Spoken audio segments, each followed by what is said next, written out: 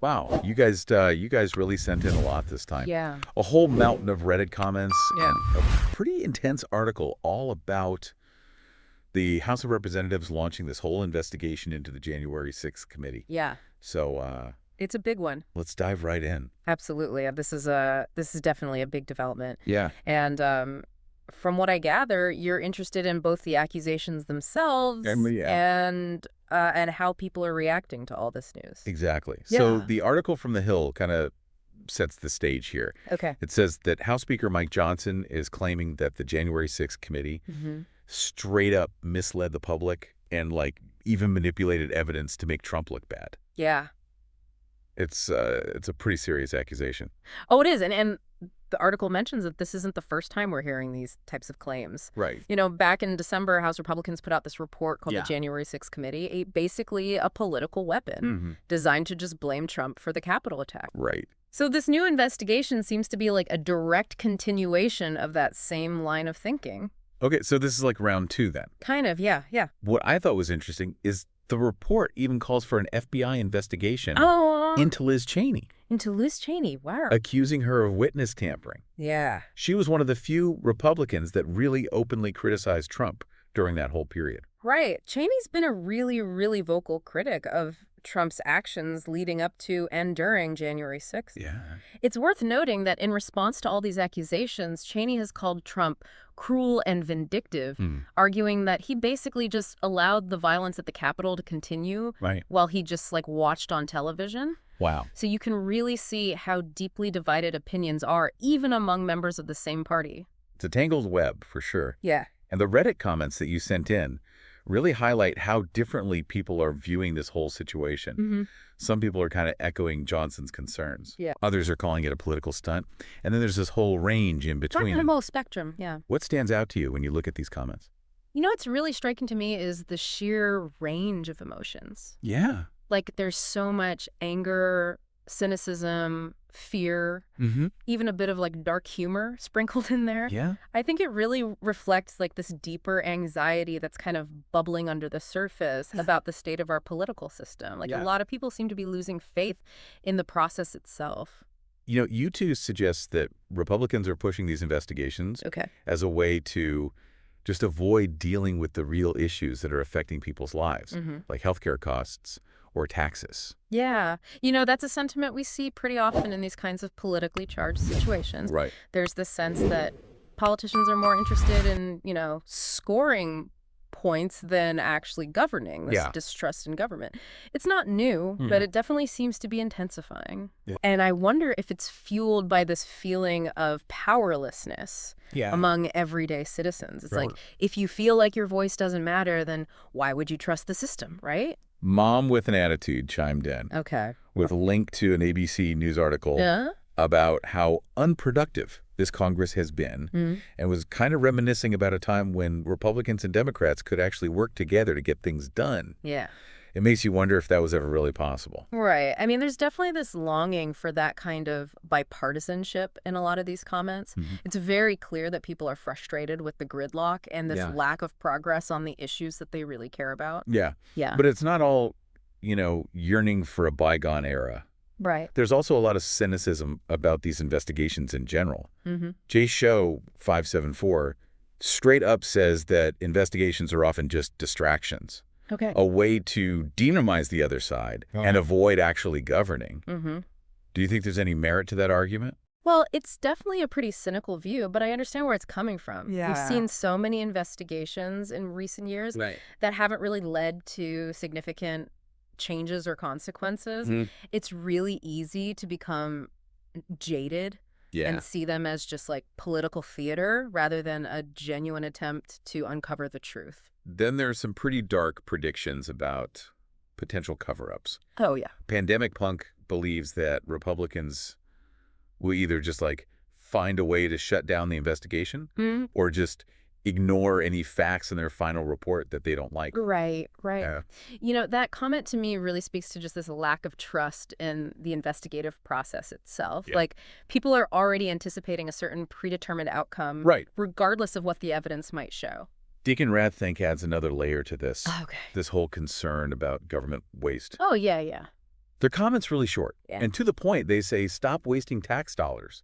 We saw it on TV. It seems like a pretty simple statement. Yeah. But I think it caps into this broader frustration with how taxpayer money is being spent. Absolutely. Especially when so many people are struggling financially. Yeah. It's a really good reminder that these investigations, regardless of their outcome, they come with a real cost. And when people are feeling financially squeezed, they really want to see those dollars being used wisely and effectively. And then there's a comment that really stuck with me. This one's from Farisile. Okay. They believe that this whole investigation is retaliation for the work that the January 6th committee did, and that it's an attempt to silence those who speak out against Trump and his allies. Yeah. It's a pretty chilling thought. It is. It speaks to this deeper fear about the erosion of, like, democratic norms and values. You know, if people are afraid to speak out for fear of retribution, then that has this really chilling effect on our ability to hold those in power accountable. It also raises questions about, is this investigation truly about seeking the truth? Or is it more about settling political scores?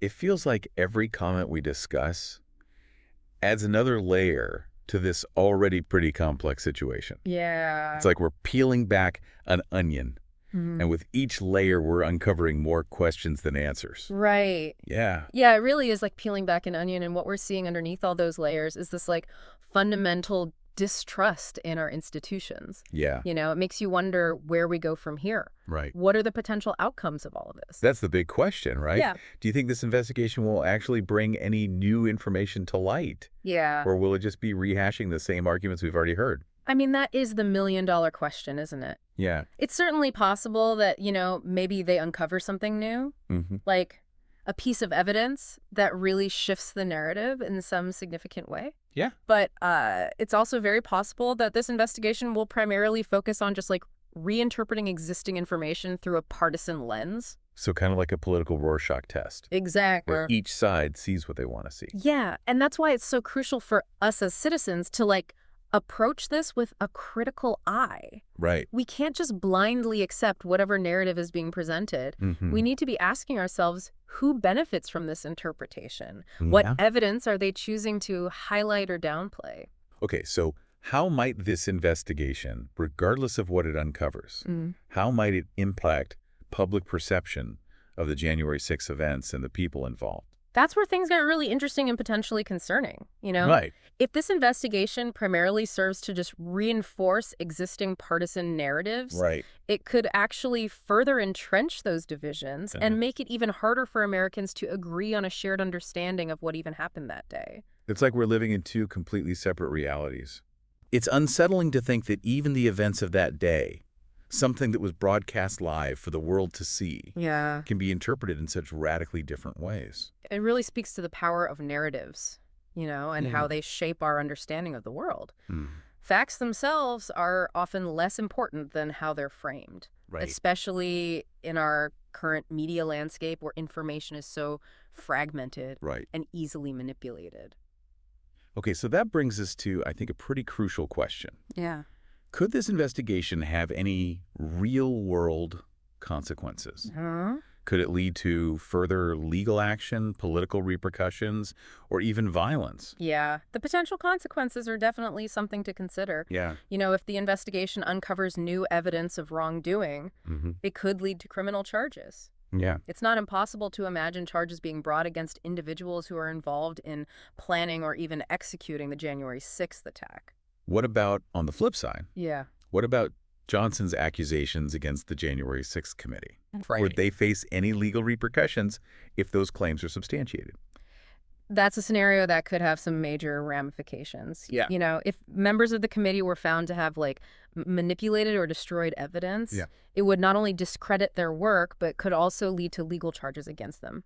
However, it's important to remember that those accusations are just that, accusations. Yeah. They need to be thoroughly investigated and substantiated before we can jump to any conclusions. It's almost like this investigation is a Pandora's box. Yeah. With the potential to unleash a whole host of unforeseen consequences. It really is a precarious situation. On a political level, this investigation could be used to really damage the reputations of people seeking higher office or to try and sway public opinion ahead of the 2026 midterms. Yeah. The potential for this to further inflame political tensions is very real. So with all of these potential outcomes and so much uncertainty swirling around, what's the key takeaway here? Yeah. What should our listeners be thinking about as they try to make sense of all this information? I think the key takeaway is this. Don't let yourself get swept up in the tide of partisan rhetoric. Yeah. It's so easy to get caught up in the emotional intensity of all these events. Right. But now, more than ever, we need to stay grounded in facts and logic. So that sounds like a call for critical thinking. Absolutely. Are you saying we should all become like amateur detectives poring over evidence and trying to suss out the truth for ourselves? It's not about becoming a detective. It's about cultivating a healthy skepticism. Okay. Don't just accept information at face value, regardless of where it's coming from. Right. Question your assumptions. Yeah. Look for evidence. Seek out diverse perspectives. Be willing to change your mind when presented with new information. So it's less about like finding the right answer and more about engaging in the process of inquiry itself. Exactly. We live in a world where information is abundant, but trust is scarce. Yeah.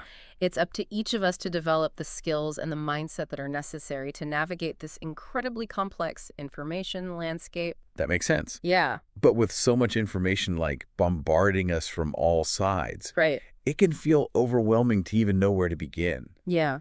Do you have any like practical advice for our listeners who are trying to sort through all this noise? One of the most important things is to just be aware of your own biases. Okay. We all have them, whether we realize it or not. Right. Recognizing those biases and how they might be influencing your perception is like a crucial first step.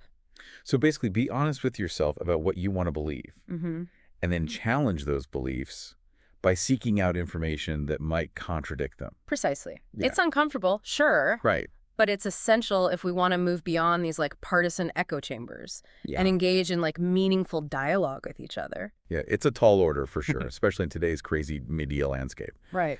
But it sounds like you're saying that this kind of critical thinking isn't just about, staying informed. It's really about protecting the foundation of our democracy. I think that's a really powerful way to put it. Yeah.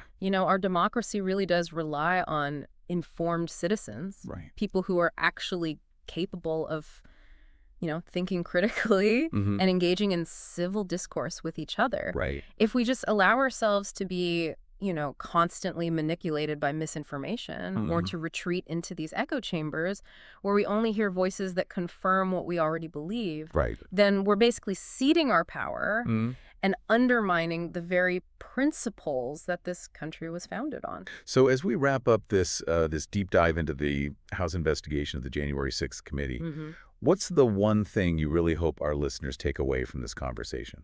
I really hope they walk away feeling empowered. Empowered to question the information that they're consuming, to, seek out different perspectives and to really engage in constructive dialogue about these really challenging issues. Yeah. It's so easy to feel overwhelmed or even hopeless sometimes when you're faced with like the complexity and the polarization of our current political climate. Right. But you have to remember, every single one of us has a role to play in shaping the future of our democracy. That's a really encouraging message. Yeah. And I think it ties in nicely with what we were talking about earlier about the importance of critical thinking. Yeah. It's not just about protecting ourselves from misinformation. Right. It's about actively participating in the process of shaping our shared reality. Exactly. And that participation can take so many different forms. It can be as simple as, having a respectful conversation with someone who holds different political views, or as involved as, volunteering for a political campaign or advocating for a cause that you really believe in.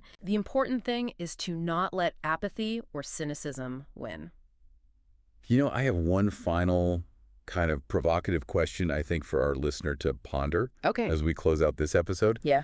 Given how politically charged everything is right now, is it even possible for an investigation like this to be perceived as impartial and fair by a majority of Americans? That's a question I've been wrestling with myself. Yeah. And I honestly don't have a clear-cut answer. Yeah. It's a testament to how deeply divided we are as a nation. Yeah. But I think it's a question we should all be asking ourselves.